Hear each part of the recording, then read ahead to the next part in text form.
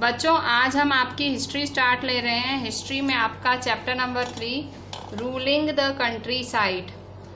Chapter का नाम है रूलिंग द कंट्री साइड और ये है लेक्चर 118 आपका। ठीक है, हम कर रहे हैं आज हिस्ट्री। तो कंट्री साइड का मतलब क्या होता है बच्चों? कंट्री साइड का मतलब होता है कि गांव, रूरल एरियाज। तो अब देखो, आपने पिछले चैप्टर में पढ़ा कि ब्रिटिशर्स ने कैसे पूरे इंडिया पे अपने पांव जमाए। इस चैप्टर में हम पढ़ेंगे किस तरह से उन्होंने रूल किया। और पहले आपको पता होगा जब ब्रिटिशर्स आए थे भारत, तो उस टाइम हमारा जो इंडिया था वो मोस्टली गांव से ही बना हुआ था, मतलब मोस्टली गांव थे। किस तरह से ब्रिटिशर्स ने हमारे जो रूरल एरियाज है वहां पे भी रूल किया। अब आप ये जो हमारा चैप्टर 3 है, ये है पेज 26 आपके हिस्ट्री के टेक्स्ट बुक में। यहाँ देखो, पहली पिक्चर है ये। ठीक है, फर्स्ट पिक्चर है यहाँ पे। इस पिक्चर में क्या है? इस पिक्चर में आप देखो, इस पिक्चर में यहाँ पे ये जो अंग्रेज खड़ा है, दिस इज रॉबर्ट क्लाइव, ये है गवर्नर। और इसको जो ये मुगल रूलर है, ठीक है, ये मुगलों का एम्परर, ये मुगल रूलर है। ये इसे देखो डॉक्यूमेंट्स दे रहा है। काय के डॉक्यूमेंट्स दे रहा है? ये इसे कह रहा है कि तू दीवानी एक्सेप्ट कर बंगाल, बिहार और उड़ीसा की। ये बात है 1765 की। अब आपके मन में दो सवाल आए होंगे कि दीवानी क्या है। दीवानी का पहला तो दीवानी क्या है और दूसरा कि क्यों मुगल एम्परर इसे दे रहा है। देखो, दीवानी क्या है? दीवानी का मतलब वो जो बंगाल के फिनेंसेस, बंगाल, बिहार और उड़ीसा के फिनेंसेस उसके हाथ में दे रहा है। भाई तू अब से फिनेंशियली तू कंट्रोल कर। और क्यों? तो आपने पिछले चैप्टर में पढ़ा था ये ब्रिटिशर्स कैसे ना कैसे मतलब राजाओं को फंसाते थे या उनको जबरदस्ती कि हम आपको प्रोटेक्शन देंगे, ऐसे करेंगे, ऐसे करके वो। तो यहाँ पे भी इन्होंने मुगलों पे भी किसी ना किसी तरह से ब्रिटिशर्स ने अपना हाथ कर लिया था। और ये मतलब ये जो मुगल एम्परर है वो किसी दबाव में ही इसको दीवानी दे रहा होगा। ठीक है, दीवानी किस किस की दे रहा है? दीवानी मतलब भाई अब से फाइनेंशियल तू संभाल। भाई जैसे कि आप कमाते हो, ठीक है, आप कमाते हो, आप बहुत कमाते हो, ठीक है, तो आप कमाते हो। अब आपको आपका कोई फ्रेंड है, ठीक है, वो फ्रेंड आपको कह रहा है कि भाई मैं तेरी सारी कमाई मैं हैंडल करूंगा। तो आप जो भी कमाते हो आप सीधा सब उसको दे दोगे। ठीक है, शायद वो आप उसको फ्रेंडशिप में दे रहे हो या कैसे भी, तो आप उसको दे देते हो। ठीक है, अब देखो, भले वो बहुत अच्छा हो, पर आप उसको जब पूरी कमाई अपने हाथ में, उसके हाथ में दे रहे हो, तो कहीं ना कहीं वो अपना फायदा भी सोचेगा। ठीक है, ऐसे ही जब ये गवर्नर है, ये जो रॉबर्ट क्लाइव है, रॉबर्ट क्लाइव इस मुगल एम्परर से बंगाल, उड़ीसा और बिहार की जब दीवानी ले रहा था 1765 में, दीवानी मतलब हक ले रहा था कि ये तीनों राज्य अब मैं संभालूंगा, भाई मैं इनके पैसे का वहीवट मैं देखूंगा। तो जब ये इस तरह से ले रहा था तो क्यों ले रहे थे, इनको क्या जरूरत पड़ी? तो एक्चुअली आपको पता है उस टाइम हमने पिछले चैप्टर में भी पढ़ा था कि ब्रिटिश ईस्ट इंडिया कंपनी आई थी, तो पूरी सेनाएं लेके अपनी फैमिलीज तक लेके आ गई थी। मतलब वो पहले तो वो बिजनेस करने आए थे, पर फिर उन्होंने लंबा सोचा कि भाई अब तो हम यहीं बस जाने वाले हैं, यहाँ पूरा हमको लूट लेना है इंडिया को। तो मतलब अब जो रह रहे थे, तो इतनी सारे जो ये सेनाएं लाए थे, और इन लोगों की लाइफस्टाइल भी बहुत लग्जूरियस होती थी, तो इनको अपने जो खर्चे उठाने के लिए पैसे चाहिए थे। तो खर्चे उठाने के लिए पैसे कहाँ से मिलते? ऑब्वियसली इंडिया ही देता। ठीक है, मतलब इंडिया से ही। तो इंडिया के इस राजा ने, मतलब मुगल एम्परर ने रॉबर्ट क्लाइव को 1765 में 3 राज्यों की दीवानी सौंप दी। ठीक है, ताकि कंपनी अपने सारे खर्चे निकाल पाए। ठीक है, मतलब उसने उसको क्या बना दिया? एस दीवान, मतलब उसको दीवान बनाया, दीवानी सौंपी। और दीवान किसको बना दिया? रॉबर्ट क्लाइव को। दीवान बना के कंपनी ईस्ट इंडिया कंपनी थी, वो बन गई chief financial administrator of the territory under its control. ठीक है, और ये वाली पॉइंट की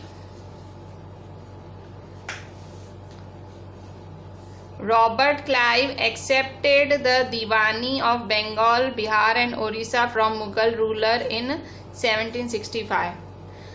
आज मैं ये जो भी पॉइंट्स आपको टिक करा रही हूँ वो सारी आपको नोटबुक में लिखनी है और मुझे व्हाट्सएप करनी है, ठीक है।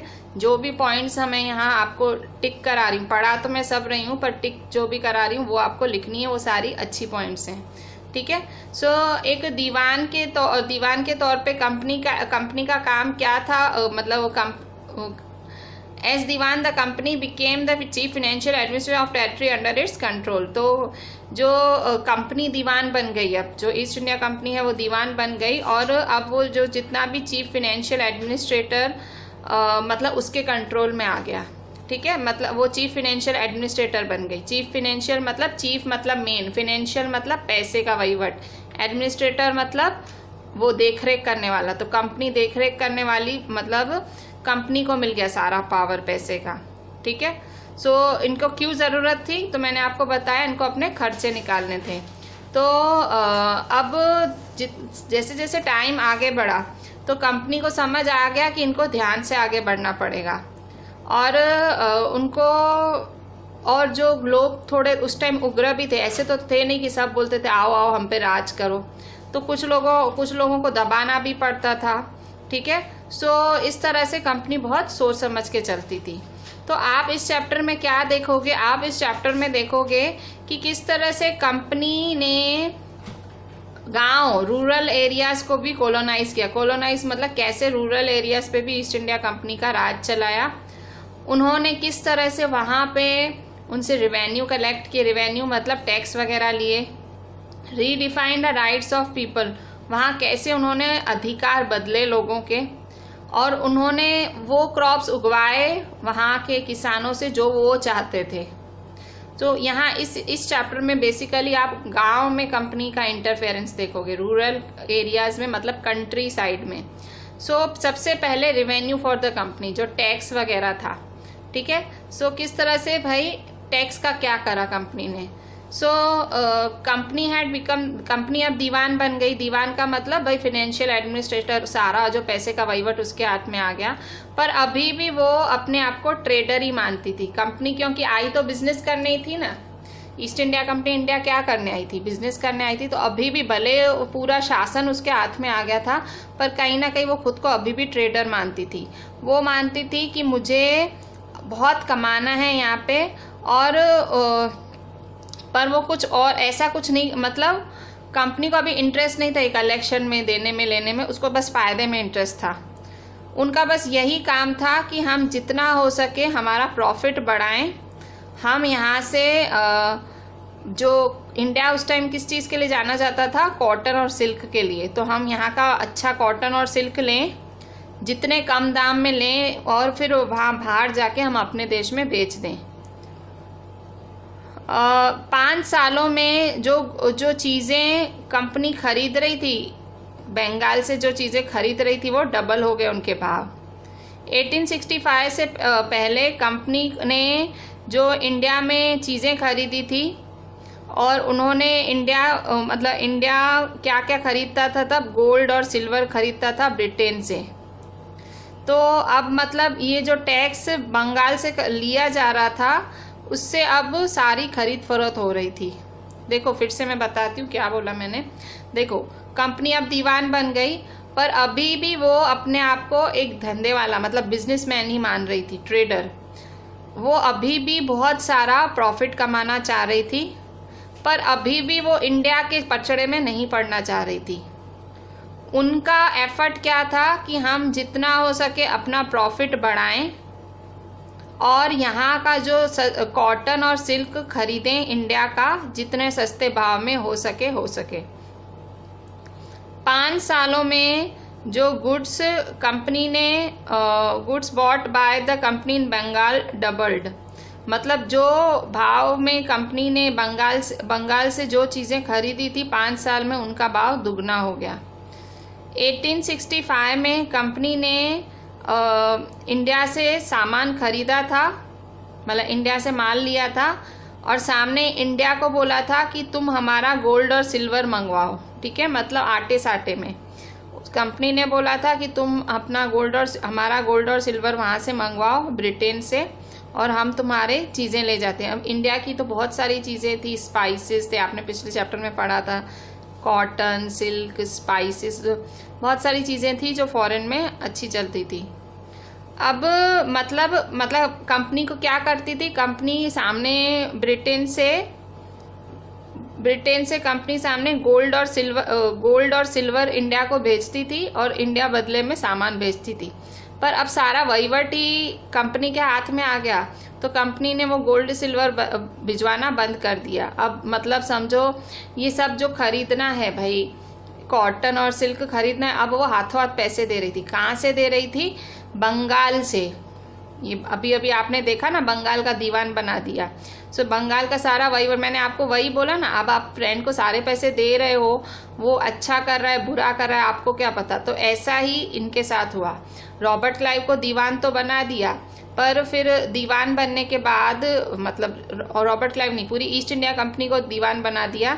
सो दीवान बनने के बाद इन्होंने जो रिवेन्यू कलेक्ट करने लगे बंगाल का, और अभी बस उसी से ही वो इंडिया का पैसा इंडिया को ही दे रहे थे, और भाव भी बढ़ गए थे। मतलब कॉटन और सिल्क के भाव डबल हो गए थे।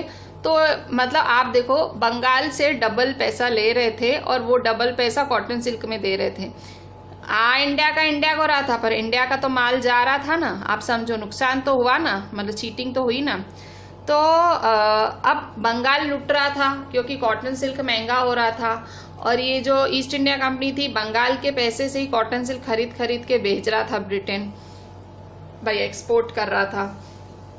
तो बंगाल क्या हो गया, बंगाल की इकोनॉमी गिरने लगी। ऑब्वियसली पैसा तो खुटेगा ना, आप इतना अगर पैसा, पहले तो बंगाल जो स्टेट था उसको चलाने में भी पैसा लगता होगा, और अभी ये कंपनी लालच कर रही थी, कंपनी अपने भाई बंगाल का पैसा ले लेके अपने देश भेज रही थी सामान। तो ऑब्वियसली नुकसान में जाएगा, बंगाल की हालत खराब हो गई, बंगाल की इकोनॉमी गिरने लगी। आर्टिसंस थे, आर्टिसंस का मतलब ये जो कड़िया काम करने वाले या जो कारीगर लोग होते हैं वैसे। सो ये सारे लोग अब डेजर्ट करने लगे विलेजेस। डेजर्ट का मतलब छोड़ने लगे, खाली करने लगे, क्योंकि उन्हें फोर्स किया गया कि वो जबरदस्ती अपनी चीजें कंपनी को कम दामों में बेचें।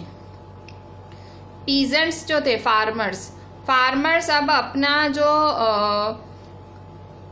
वर unable to pay the dues that were being, अब पीजेंट्स से ना कोई टैक्स लिया जाता था, खेती करने पर टैक्स लिया जाता था, अब वो टैक्स नहीं भर पा रहे थे। और ये जो कारीगरों का प्रोडक्शन था, आर्टिफिशियल प्रोडक्शन, भाई मटके बनाना और बहुत सारी चीजें होती हैं कारीगरों में, तो बहुत सारी लोहे का ये वो बहुत सारा सामान होता है, तो उसका प्रोडक्शन डिक्लाइन होने लगा। And agricultural cultivation showed science of collapse. और जो एग्रीकल्चरल कल्टीवेशन था, एग्रीकल्चरल कल्टीवेशन का मतलब भाई जो खेती बाड़ी थी उसमें भी गिरावट आई। कोलैप्स मतलब खेती बाड़ी भी गिर गई। तो और इसके ऊपर अब ये आप क्या पढ़ रहे हो, ये बंगाल की कहानी पढ़ रहे हो। बंगाल की कहानी जब दीवानी मिल गई ईस्ट इंडिया कंपनी को तब की, ठीक है। पहले बंगाल बहुत अच्छा चलता था, बहुत ही मतलब फला फूला हुआ स्टेट था, पर जैसे ही ब्रिटिश ईस्ट इंडिया और मुगल रूलर ने उसके हाथ में दी दीवानी, मतलब उसको पूरी भागदौड़ दी पैसे की, उसके बाद ये सब हुआ। इसके बाद क्या हुआ, देन इन 1770, ठीक है। अच्छा, इसमें मैं आपको थोड़े से पॉइंट्स आप टिक कर लो।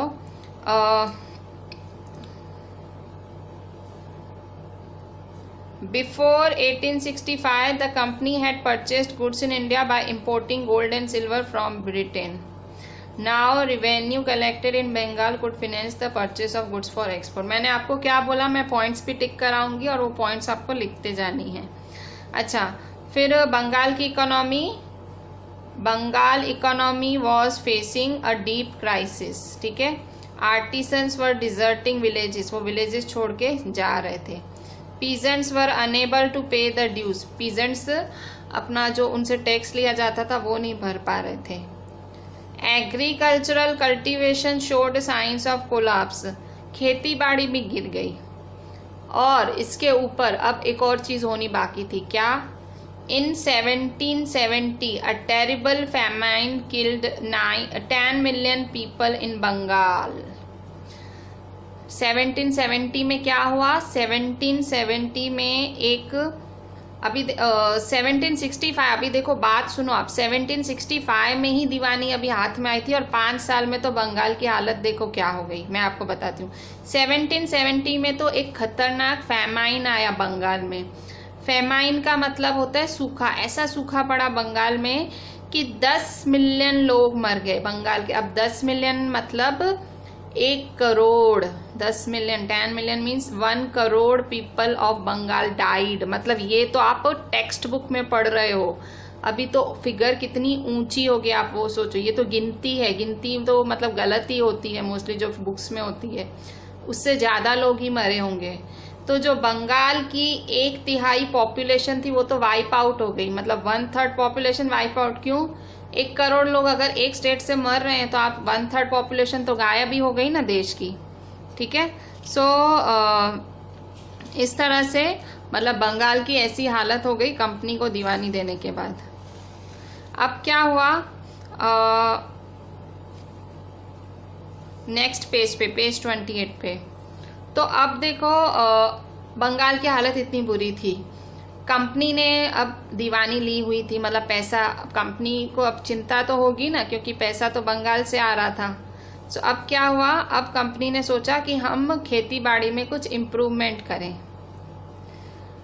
कंपनी ने सोचा कि अगर इस तरह से सारी इकोनॉमी गिर जाएगी, मतलब सारे इस तरह से भाई तंगी आ जाएगी पैसे की, अगर बंगाल अगर कंगाल हो गया, बंगाल अगर खाली हो गया तो हम कैसे हमारे टैक्सेस लेंगे, लोगों से टैक्स कैसे लेंगे, गरीब लोग टैक्स कैसे देंगे, पैसे तो होने चाहिए ना।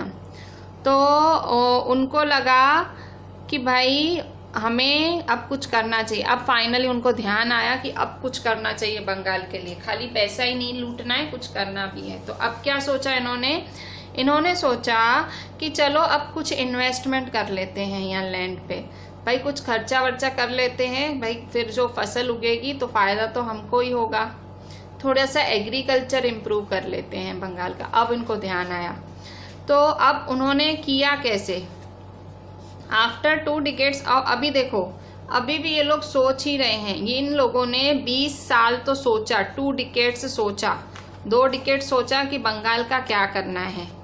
2 डिकेड्स सोचने के बाद कंपनी ने एक परमानेंट सेटलमेंट 1793 में इंट्रोड्यूस किया। क्या किया कि बंगाल की हालत को इम्प्रूव करने के लिए the company finally introduced the permanent settlement in 1793। Permanent settlement किसने इंट्रोड्यूस किया था, तो ये है आपका पेज 28 पे, Charles Cornwallis. Cornwallis was the governor general of India when the permanent settlement was introduced. Permanent settlement क्या है मैं वो भी बताती हूँ। तो कॉर्नवालिस था वो गवर्नर जनरल था इंडिया का उस टाइम जब परमानेंट सेटलमेंट मतलब लागू किया गया। कब लागू किया गया? 1793 में। अब है क्या परमानेंट सेटलमेंट? परमानेंट सेटलमेंट यहाँ पे समझाया है, by the terms of the settlement the rajas and taluqdars were recognised as zamindars. मतलब परमानेंट सेटलमेंट के हिसाब से, उसके रूल के हिसाब से जो सारे राजा हैं, तालुकदार हैं, उन्हें जमींदार माना गया था, जमींदार। They were asked to collect rent from the peasants and pay revenue to the company। उन्हें क्या कहा जाता था कि भाई आपको पीजेंट्स से, अब देखो क्या आया, परमानेंट सेटलमेंट में राजाओं को और तालुकदारों मतलब एक तालुका होती है, ठीक है, मतलब एक तालुका कहा जाता है। तो तालुका का जो मेन पर्सन तालुकदार, ठीक है। राजाओं को और तालुकदारों को क्या बना दिया? जमींदार बोलने लगे कंपनी वाले। परमानेंट सेटलमेंट स्कीम के हिसाब से राजा और तालुकदार जमींदार हो गए। और इनका काम क्या था? इन जमींदारों का काम था कि आप पीजेंट्स से रेंट कलेक्ट करो, पैसे कलेक्ट करो और आप दो हमें टैक्स। मतलब अब कंपनी ने क्या किया, भाई हम टैक्स नहीं लेंगे क्योंकि किसान बेचारे दे नहीं पा रहे थे। उन्होंने राजाओं को क्या बना दिया? उन्होंने राजाओं को, तालुकदारों को जमींदार बना दिया। बोले अब आप इनसे भाड़े लो जमीनों के। और क्या बोला परमानेंट सेटलमेंट के अंदर कंपनी ने बोला कि भाई the amount to be paid was fixed permanently, और जो लेना है वही लेना है, ठीक है भाई, कभी हम बढ़ाएंगे नहीं। और ये भी फील किया गया कि इस तरह से कंपनी को पैसे मिलते रहेंगे, और कंपनी को पैसे मिलेंगे और सामने क्योंकि राजा भी पैसे ले रहा है, ठीक है, मतलब राजा भी अगर पैसे ले रहा है तो वो ऑब्वियसली राजा पैसे ले रहा है, जमींदार, उसको जमींदार बोल रहे हैं ना, तो जमींदार पैसे लेगा तो वो भी खर्चा करेगा। मतलब कंपनी ने क्या कर दिया, लैंड्स जमींदारों को दे दी, भाई चलो लैंड तुम्हारे हो, हमको खाली भाड़ा लाके दो, और हम भाड़ा कभी मतलब देखो राजा और ताल्लुकदार मेहनत क्यों करेंगे, वो क्यों किसानों से पैसे लेने जाएंगे। तो कंपनी ने क्या करा, उनको जमींदार बना दिया। जमींदार मतलब भाई ये जमीन तेरी, ये जमीन तेरी, ये तेरी, ठीक है, राजाओं में बांट दी, ताल्लुकदारों में बांट दी। अब बोला कि तुमको टैक्स लाना है और हमको देना है किसानों से, और अब टैक्स देना है। अब कंपनी का तो काम हो गया भाई, उसको टैक्स मिलेगा। अब सारा माथापच्ची राजा की, पर राजा को सामने जमीन मिली है तो राजा भी खुश, भाई मेरे को जमीन मिली। अब राजा को जमीन मिली है तो वो कहेगा फसल अच्छी हो गई तो किसान दे पाए, तो अब राजा खर्चा करेगा ना उस जमीन पे। तो ऐसे कंपनी की ये सोच थी। परमानेंट सेटलमेंट में भाई तुम हमको एक फिक्स रिवेन्यू दो और आजीवन फिक्स रिवेन्यू दो, हम बढ़ाएंगे नहीं कभी। तो इस तरह से भाई मतलब आप हमको बस भाड़ा देते रहो, भले आप जमीन का कुछ भी करो, आप किसान से डबल खेती कराओ, ट्रिपल, आप पूरी फसल ले लो, आपको जो करना है करो, आप फायदा करो, नुकसान करो, बस हमें एक भाड़ा दो। कंपनी ने प्रॉमिस किया कि परमानेंट सेटलमेंट के नियम के अंतर्गत हम तुमसे जो भाड़ा वसूल, मतलब हम जो रिवेन्यू लेंगे हम कभी बढ़ाएंगे नहीं। जैसे आज मैं 5,000 ले रही हूँ आपसे रेंट, मैं आपसे रिवेन्यू ले रही हूँ 5,000, तो भले कल मैं बहुत तरक्की कर जाऊं, मैं भले आसमान की ऊंचाइयों को छू लूं, मैं करोड़ों कमाऊं, पर मैं आपको तभी भी 5,000 ही दूंगी। ऐसा कंपनी ने बोला था राजा को कि तुमको जो तुम जमीन से फसलें उगा रहे हो उगवाओ, तुम किसानों को ज़्यादा दो कम दो, तुम उनको फैसिलिटियाँ तो नहीं दो, हमको हमारा रिवेन्यू इतना देते रहना। तो राजा खुश हो गया, भाई कंपनी तो अपना पैसा लेके छूटी, तो अब जो भी फायदा होगा वो मेरा होगा, जमींदार हो गया ना, राजा जमींदार था तो जमींदार खुश हो गए। जमींदारों ने सोचा कि चलो भाई अब मेहनत करें, वो मेहनत करेंगे ना, फायदा जब होता है तो क्यों ना करें। तो ये क्या तरीका था परमानेंट सेटलमेंट का। कंपनी ने मतलब कंपनी को अब आके 5 साल बाद, मतलब 5 साल बाद तो कंपनी ने हालत खराब कर दी, बंगाल पूरा गिर गया था, फेमाइन में 1 करोड़ लोग मर गए। 20 साल तक कंपनी सोच रही थी करें क्या, बंगाल को उभारें कैसे। फिर इनको परमानेंट सेटलमेंट की आइडिया आई। परमानेंट सेटलमेंट में कि तुम हमें एक भाव देते रहो, एक रेवेन्यू देते रहो, और तुम ले लो, तुम जमींदार बन जाओ, ठीक है। सो इस तरह से ये परमानेंट सेटलमेंट था। अब इसमें प्रॉब्लम क्या थी। परमानेंट सेटलमेंट एक अच्छी आइडिया दिख रही है, पर प्रॉब्लम क्या थी, अब उसकी प्रॉब्लम देखते हैं। सो क्या प्रॉब्लम थी। The permanent settlement created problems. Company solution soon discovered that the zamindars were not investing in the improvement of land. अब प्रॉब्लम क्या आई, कंपनी के ऑफिशियल्स ने क्या देखा कि हमने तो जो जमींदार, उन्होंने क्या सोचा था कि ये हम राजा को जमींदार बना रहे हैं तो वो क्या करेगा, वो खर्चा भी करेगा जमीन पे, भाई किसान को भाई खेती अच्छी हो उसके लिए उसको लैंड वैंड अच्छा करके देगा। पर जमींदारों ने ऐसा कुछ नहीं किया। The permanent settlement created problems. Company officials soon discovered that zamindars were in fact not investing in the improvement of land. मतलब वो लोग तो खर्चा ही नहीं कर रहे थे लैंड के इम्प्रूवमेंट में। इन्होंने क्यों किया था ऐसा, इन्होंने ये क्यों किया था कंपनी वालों ने कि भाई खर्चा करे तो थोड़ा हमको पैसा आए। सो अब देखो अब क्या हुआ। एक्चुअली जो रिवेन्यू कंपनी ने फिक्स किया था कि उन्होंने जमींदारों को बोला था कि तुमको इतना देना ही देना है, वो इतना ज़्यादा था कि जमींदार उसको भर ही नहीं पाते थे, ठीक है। तो अगर वो नहीं भर पाते थे तो फिर वो जो ज़मीन उनको दी गई थी, जो जमींदारी उनको दी गई थी, वो ज़मीन उनसे छीन ली जाती थी और बेच दी जाती थी, ठीक है। आप ईस्ट इंडिया कंपनी का काम देखो। पहले तो इंडिया में उनका कुछ भी नहीं था, वो उन्होंने हड़पा, सब हड़पा।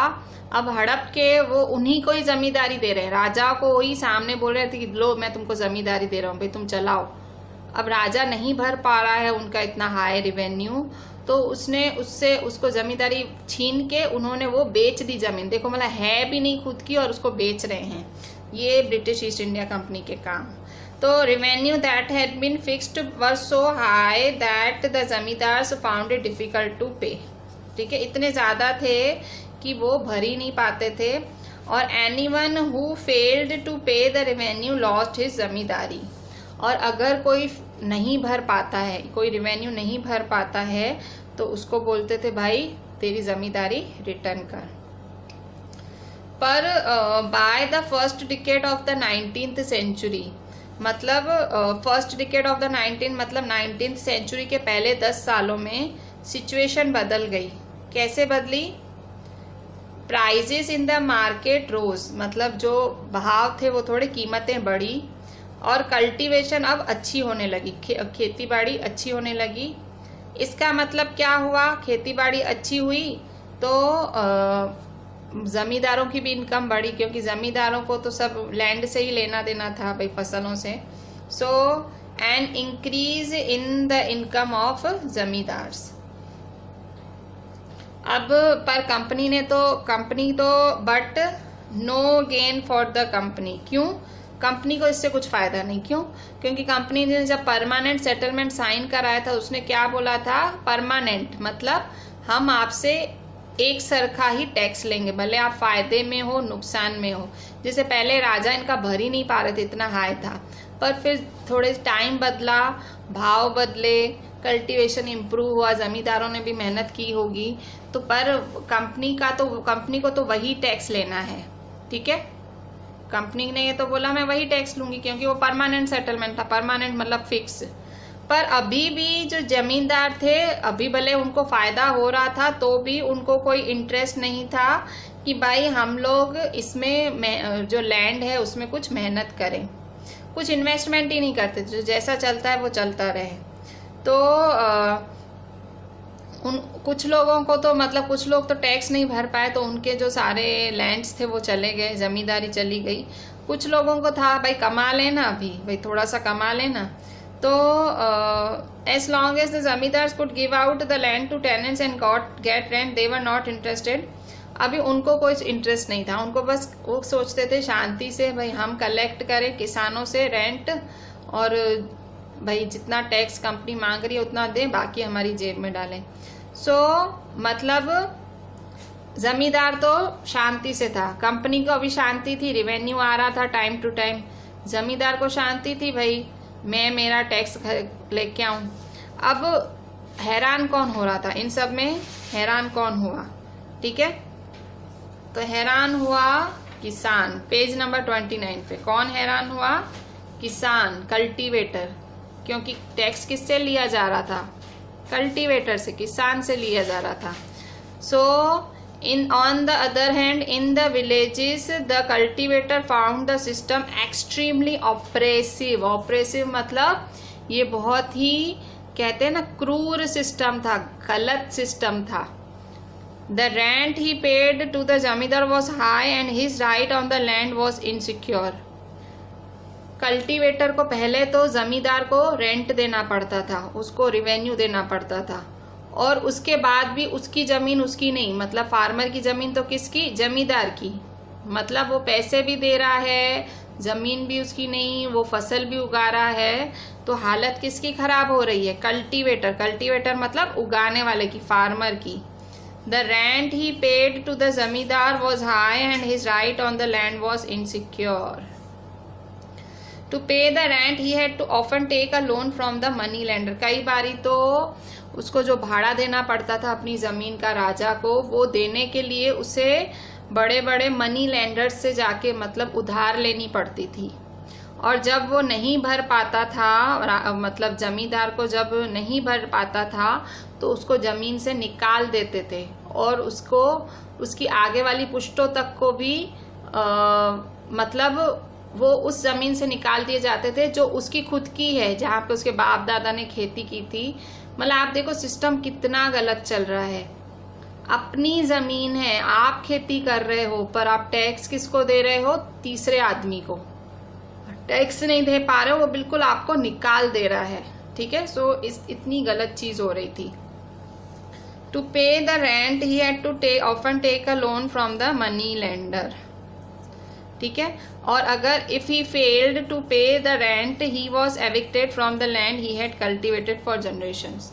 मतलब इतने सालों से खेती बाड़ी करे हुए को वो लैंड ही छीन लेता था जमींदार। मतलब देखो प्रेशर कैसे बन रहा है, ऊपर ब्रिटिश ईस्ट इंडिया कंपनी बैठी हुई है, कंपनी किस पे प्रेशर कर रही है? जमींदार पे। जमींदार किस पे प्रेशर कर रहा है? कल्टीवेटर। पैसा किससे आना है? सारा कल्टीवेटर से आना है। अब कल्टीवेटर की तो मौत आई ना, इतना कहाँ, मतलब वो बेचारा किसान आदमी वो कहाँ इतना कमाएगा, पर इतना प्रेशर, बोलो। तो अब क्या हुआ, अब कंपनी को अब फिर से बुद्धि आई। ठीक है, अब कंपनी ने सोचा अब कुछ नया करते। ठीक है, क्योंकि बस इनको तो कुछ काम धंधा था नहीं, इनको बस ऐसी पॉलिसियां डालनी थी और मुफ्त में इंडिया का खाना था। तो अब कंपनी ने कुछ नया सोचा। अब देखो, a new system is devised. अब नया क्या सोचा कंपनी ने? तो अर्ली 19th सेंचुरी में कुछ कंपनी ऑफिशियल्स ने सोचा कि ये जो हम टैक्स ले रहे हैं परमानेंट सेटलमेंट से, उसको अब बदलें। क्यों बदलें? उन्होंने कहा भाई अभी टाइम आगे बढ़ गया है, हमारे खर्चे बढ़ गए हैं, हमारी आर्मी बढ़ गई है, तो हम उतना ही टैक्स क्यों लें, हमको अब टैक्स बढ़ा देना चाहिए। मतलब परमानेंट सेटलमेंट में एग्रीमेंट क्या था कि कुछ भी हो हम आपसे इतना टैक्स लेंगे, जबकि टैक्स ज़्यादा ही था, कोई कम नहीं था। पर अब इनको और हुआ कि भाई अब तो टाइम भी हो गया है और हमारे खर्चे बढ़ते जा रहे हैं, हमें हमारी जो सेना है हमें उसको भी खिलाना पिलाना है, तो हम तो ये भाई खर्चे नहीं भर पाएंगे, भाई हमको टैक्स बढ़ाना पड़ेगा। तो अब एक नया सिस्टम लागू किया। बस इनका काम ही है बस सिस्टम को लागू करें। मतलब परमानेंट सेटलमेंट से भी अब ये लोग नया सिस्टम ला रहे हैं। क्या नया सिस्टम ला रहे हैं? तो in the north west provinces of Bengal, मतलब बंगाल के नॉर्थ वेस्ट इलाके में, अच्छा उस टाइम जो प्रेसिडेंसी बोला जाता था, आज स्टेट्स बोलते हैं ना, उस टाइम प्रेसिडेंसी बोलते थे। तो जो बंगाल प्रेसिडेंसी के नॉर्थ वेस्ट इलाके में एक इंग्लिश आया था, इंग्लिशमैन, मतलब ब्रिटिशर ही था, इंग्लिशमैन कॉल्ड हॉल्ट मैकेंजी। कौन आया? इंग्लिशमैन आया Holt Mackenzie, HOLT, Holt Mackenzie. Holt Mackenzie ने एक नया सिस्टम निकाला, devised the new system which came into effect in 1822। उसने 1822 में एक नया सिस्टम निकाला। क्या था वो नया सिस्टम? उसने सोचा कि भाई ये जो विलेजेस हैं, ये जो गांव हैं, वो हमारे ये जो इंडियन सोसाइटी है, गांव उसकी नींव है और हमें गांव को बचाना है। तो इसलिए उसने सोचा हमें गांव को इम्प्रूव करने की ज़रूरत है। तो उसके कहने पे, अंडर हिज डायरेक्शंस, उसके कहने पे कलेक्टर्स, मतलब जो कलेक्टर्स थे उनके, वो एक एक गांव गए और उन्होंने सारे लैंड की स्टडी की, इंस्पेक्ट किया, सबकी मेजरमेंट की, फील्ड्स की, और recording the customs and rights of different groups. भाई किस गांव में क्या चलता है वो जाके पूछा। अब क्या किया गया? गांव की सब माप करी गई। अब क्या किया उसने? अब उसने कहा कि जितना गांव उतना टैक्स। ठीक है भाई, जैसे गांव को नापा गया, सो उसने क्या बोला? The estimated revenue of each plot within a village was added up to calculate the revenue that each में विलेज हैड टू पे। मतलब आपको जितना आपका गांव है उतना आपको टैक्स देना पड़ेगा। सो जो गांव टैक्स देता है उसको ये लोग महल कहते थे, MAHAL, महल। सो महल आपका पेज 29 पे उसका डेफिनेशन है, महल। सो महल क्या है? In British revenue records, British के रेवेन्यू रिकॉर्ड्स में महल इज अ रेवेन्यू एस्टेट विच में बी अ विलेज और अ ग्रुप ऑफ विलेजेस। ठीक है, महल क्या है? ब्रिटिश रेवेन्यू रिकॉर्ड्स में महल क्या है? महल इज अ रेवेन्यू एस्टेट। महल एक रेवेन्यू एस्टेट है।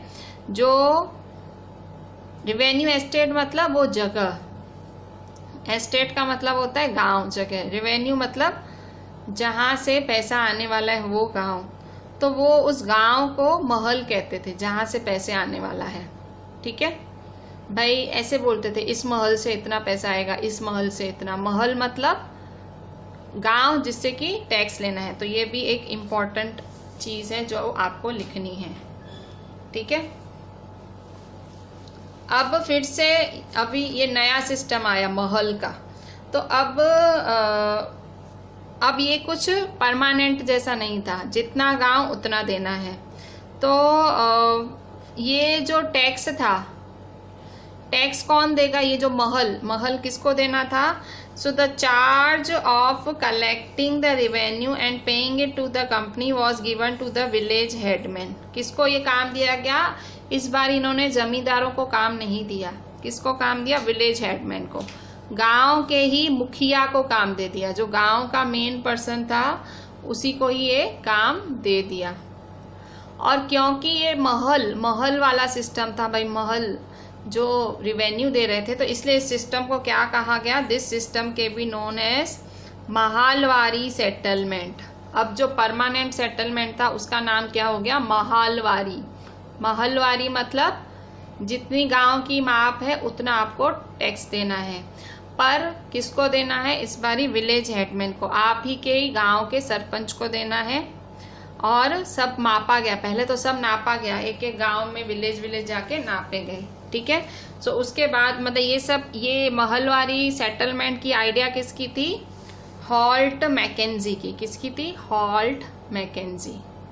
ठीक है, सो इस तरह से बंगाल में रिवेन्यू पे रिवेन्यू बदलते जा रहे थे और ब्रिटिशर्स की जेबें भरती जा रही थी। सो ये था महल। आपने पहला परमानेंट, अगर मैं आपसे पूछूं आज आपने इम्पोर्टेंट चीजें क्या पढ़ी, तो आप बोल सकते हो कि आज हमने दीवान के बारे में सुना, दीवानी। फिर आपने परमानेंट सेटलमेंट सुना, परमानेंट सेटलमेंट के प्रॉब्लम सुने, और उसके बाद आपने महालवारी सेटलमेंट के बारे में सुना। ठीक है, सो ये सब चीजें आज आपने पढ़ी। अब हम आगे देखते हैं, एक मुनरो सिस्टम था। अब एक मुनरो सिस्टम क्या है? सो यहाँ देखो, मुनरो सिस्टम एक तीसरा सिस्टम है। अच्छा, अभी तक आप बंगाल की बातें कर रहे थे। ठीक है, बंगाल की बातें हो रही थी। अब हम आ रहे हैं मद्रास की तरफ। ठीक है, अब मद्रास में क्या हो रहा था? ये बंगाल का आपने देख लिया। अब मद्रास, अब देखो मद्रास में जो ये थॉमस मुनरो है, देखो ये थॉमस मुनरो है, ये देखो ये थॉमस मुनरो है। ठीक है, ये थॉमस मुनरो कौन है? ये गवर्नर ऑफ मद्रास है। ठीक है, थॉमस मुनरो कौन है? गवर्नर ऑफ मद्रास है। और अब मद्रास में क्या हो रहा है? देखो सिस्टम का नाम ही मुनरो सिस्टम है, मतलब गवर्नर के नाम पे ही सिस्टम का नाम है। अब क्या है मुनरो सिस्टम? तो मुनरो सिस्टम में क्या था? मुनरो सिस्टम कहाँ था? साउथ में हो रहा था। ठीक है, ये अभी बंगाल की बात पूरी हुई, साउथ में। तो जो ब्रिटिश टेरिटरीज थी साउथ में, वहाँ पे उन्होंने कहा भाई यहाँ पे भी परमानेंट सेटलमेंट हम नहीं चलाएंगे। तो उन्होंने वहाँ कौन सा सिस्टम चालू किया? The new system that was devised came to be known as the ryotwar. जो उन्होंने नया सिस्टम चालू किया उसका नाम रखा रायतवार। कहाँ पे? साउथ में। सो रायतवार सिस्टम किसने चालू किया था? कैप्टन अलेक्जेंडर रीड ने, मतलब उसने कैप्टन अलेक्जेंडर रीड ने ये सिस्टम चालू किया था। और फिर आगे जाके थॉमस मुनरो ने इसको और आगे बढ़ाया पूरे साउथ में। साउथ मतलब जो हमारी इंडिया का नीचे का हिस्सा है सारा।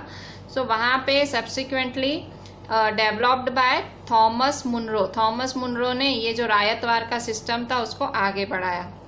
सो रायट का मतलब होता है फार्मर। ठीक है, रायतवार मतलब फार्मर से टैक्स लेना, वैसा। So subsequently this system was gradually extended all over South India. पूरे साउथ में ये सिस्टम चलाया गया। जो रीड और मुनरो थे उनको क्या लगा कि भाई क्योंकि साउथ में कोई जमींदार नहीं है, तो जो उनको टैक्स लेना है, सेटलमेंट लेना है, वो डायरेक्टली वो लोग रायट्स से रायट्स मतलब कल्टीवेटर्स, मतलब जो उगाते थे, खेती करते थे, डायरेक्टली उनसे लेते थे।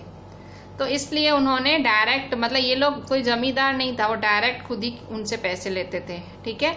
The settlement had to be made directly with the ryots, मतलब डायरेक्टली जमींदारों से ही पैसे लें हम। ठीक है। तो उनको सबको मापा गया, उनकी फील्ड्स को सब कुछ किया गया।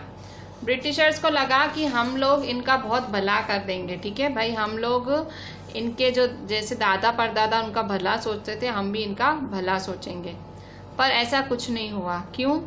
क्योंकि ये जो मुनरो सिस्टम था, ये जो रायतवार सिस्टम था, ये रायतवार सिस्टम की वजह से मतलब बहुत ज़्यादा टैक्स भरना पड़ रहा था।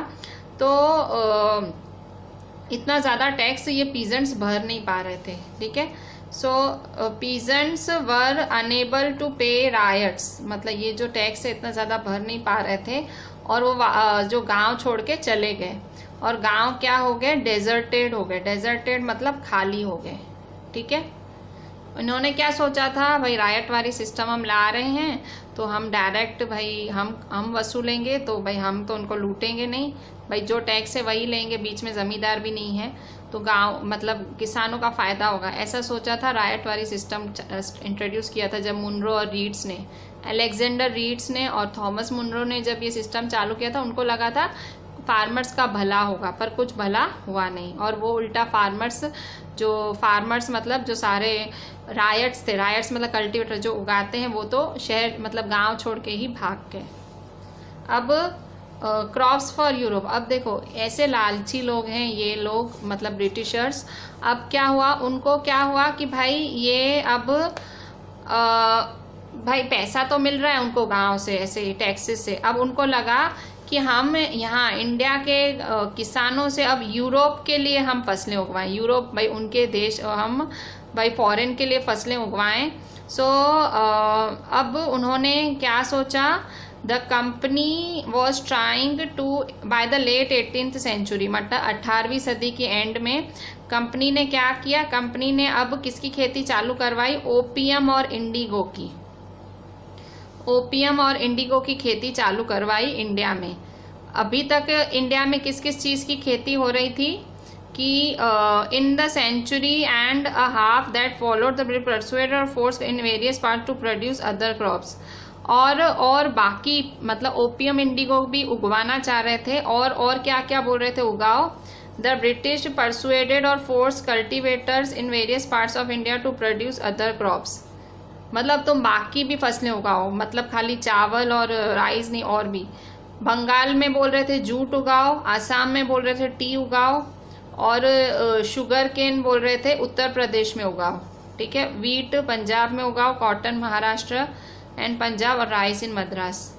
तो उनको ये भाई आप जो खेती करते हो वो ना करके आप इन सब की करो। और ब्रिटिशर्स एक और चीज़ की खेती कराना चाह रहे थे, ओपियम इंडिगो की, और इसके अलावा इन्होंने सबको बोला आप इन सब की खेती करो। तो इस तरह से उन्होंने जितना जो भी हो सके उन्होंने सब किया, मतलब जो भी उनको खेती को इम्प्रूव करने के लिए कुछ भी जो भी ज़रूरत पड़ती थी वो सारे मेथड्स अपनाते थे। तो Britishers used a variety of methods to expand the cultivation of crops and that they needed, मतलब उन्होंने वो सारी अच्छी अच्छी चीज़ें की जो जिससे खेती में बढ़ोतरी हो, क्योंकि उनको अभी अपने यूरोप के लिए खेती करवानी थी। ठीक है। अच्छा, अब एक मैंने ओपियम और इंडिगो का नाम लिया। अब ओपियम क्या है, इंडिगो क्या है, तो देखो यहाँ पे आपको यहाँ दो प्रिंट्स दिख रही हैं। देखो ये प्रिंट है कलमकारी प्रिंट जो कि इंडिया की है। ठीक है। और ये प्रिंट है मॉरिस कॉटन प्रिंट जो कि है इंग्लैंड की। ठीक है। तो ये क्या है, ये वाली प्रिंट जो है ये इंडिया के जो आंध्र प्रदेश के जो वीवर्स हैं उन्होंने बनाई है, और ये है विलियम मॉरिस की है। तो दोनों में पता है कॉमन क्या है, दोनों में देखो ब्लू कलर है, ब्लू कलर दिख रहा है, इसमें भी ब्लू कलर, इसमें भी ब्लू कलर। ये प्रिंट में जो ब्लू कलर लगता है ना, इसे कहते हैं इंडिगो। ठीक है। दोनों प्रिंट में जो आपको ये ब्लू कलर दिख रहा है इसे इंडिगो कहते हैं एक्चुअली। सो इंडिगो क्या है, कलर है, ठीक है, जो प्रिंटिंग में काम आता है। सो मतलब ये जो ब्लू कलर है ये प्लांट से निकाला जाता है, जिसे इंडिगो प्लांट कहा जाता है। सो देखो, the blue that used in prints was produced from a plant called indigo नाम के प्लांट से ये ब्लू कलर निकाला जाता है। सो अब मतलब ये इंडिगो प्लांट इंडिया में उगवा के ब्रिटिशर्स अपने वहाँ प्रिंट कराना चाह रहे थे, क्योंकि इंडिया क्या था, इंडिया सबसे बड़ा सप्लायर था इंडिगो का। India was the biggest supplier of Indigo in the world at that time, ठीक है। तो इस तरह से इंडिगो एक कलर है जो प्लांट से ही निकलता है, प्लांट से ही। और वहाँ पे फॉरेन में भी, क्योंकि कॉटन वगैरह के कपड़े बनते थे, वहाँ पे डाई में उनको इंडिगो यूज़ करना था, तो ब्रिटिशर्स ने सोचा क्यों ना हम इंडिया से निकलवाएं, ठीक है। आज हम ये एंड कर रहे हैं पेज 31 पे आपके एनसीईआरटी के। आप पेज 31 तक सारा चैप्टर अच्छे से रीड कर लेना। मैंने जितनी भी पॉइंट्स टिक कराई हैं सारी मुझे आपको लिख के एक भी पॉइंट छूटनी नहीं चाहिए, सब पॉइंट्स लिख के मुझे व्हाट्सएप करनी है। चलें, थैंक यू।